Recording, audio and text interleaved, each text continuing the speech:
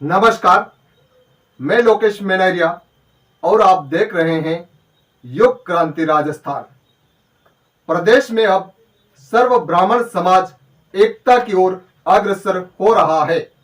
समाज के लोग राष्ट्रीय पार्टियों से समाज के दावेदारों को टिकट देने की मांग कर रहे हैं।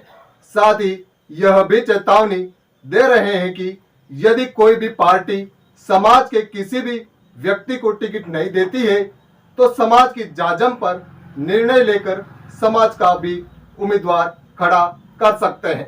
देखिए ऐसी ही एक रिपोर्ट वल्लभनगर से। अभी नहीं तो कभी नहीं, यही वक्त है कि हमको एकजुट होना ही पड़ेगा।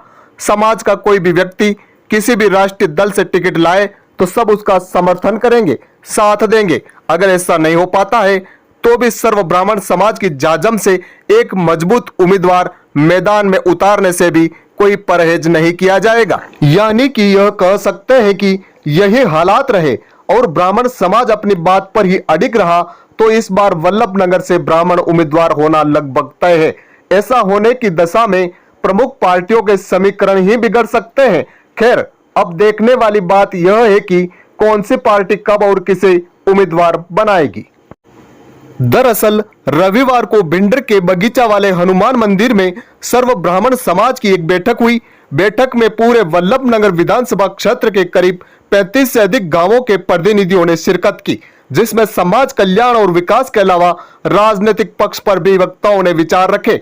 जिसमें उन्होंने कहा कि आजादी के बाद कभी भी ब्राह्मण समाज को राजनीतिक क्षेत्र में समुचित प्रतिनिधित्व नहीं मिला है और किसी भी पार्टी से जुड़े ब्राह्मण समाज के व्यक्ति को सिर्फ एक वोटर से ज्यादा अहमियत नहीं दी गई। इस कारण अब ब्राह्मण समाज को भी राजनीतिक स्तर पर एक और संगठित होना जरूरी हो गया है।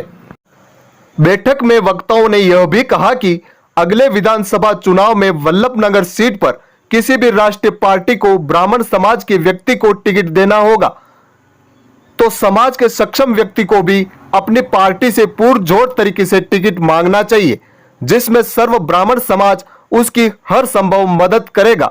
इसके अलावा वक्ताओं ने इस बात पर भी जोर देकर कहा कि हर तरह के प्रयास के बाद भी किसी भी पार्टी ने ब्राह्मण को टिकट नहीं दिया तो समाज की जाजम पर निर्णय करके एक सर्वसम्मत ब्राह्मण उम्मीदवार भी मैदान में उतारने के लिए हमें तैयार रहना चाहिए। जानकारी के अनुसार समाज की राजनीतिक एकता के लिए अब गांव-गांव नुक्कड़ बैठकों के आयोजन पर भी विचार किया जा रहा है। इस बात को आप भलीभांति समझ जाना, यह ग्रुप बना है, हाहाकार मच रहा है, चाहे इस बात को कोई माने या न माने, अंतिम निर्णय इस जाजम का जो होगा, चाहे वो राजनीति हो, सामाजिक हो या और कोई गतिविधि का हो, इस जाजम का निर्णय अपन सबको मानना होगा।